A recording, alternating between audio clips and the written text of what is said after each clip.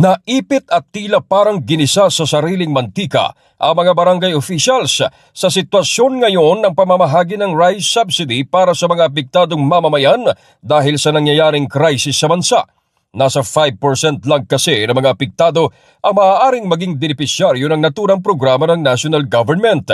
Ayon kay 3rd District Congressman Hil Acosta Jr., mas mainam pa raw na national government na lang ang nag-implementa ng naturang programa upang sa kanila ibunton ang sisi ng mamamayan.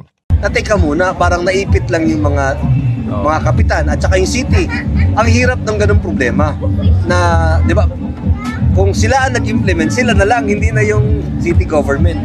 Kasi ultimately talagang magrereklamo. Kaugnay nito, bagamat manggagaling sa city government ang ayuda, sa national naman galing ang guidelines ng pamamahagi nito.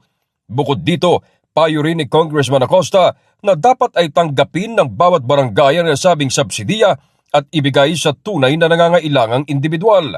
Samantala, nakatagda namang questionin sa Kongreso ang naturang programa na ngayon ay pinagmumula ng iba't ibang reaksyon mula sa taong bayan at maging sa mga barangay officials na silang pagbubuntunan ng galit mula sa mamamayan.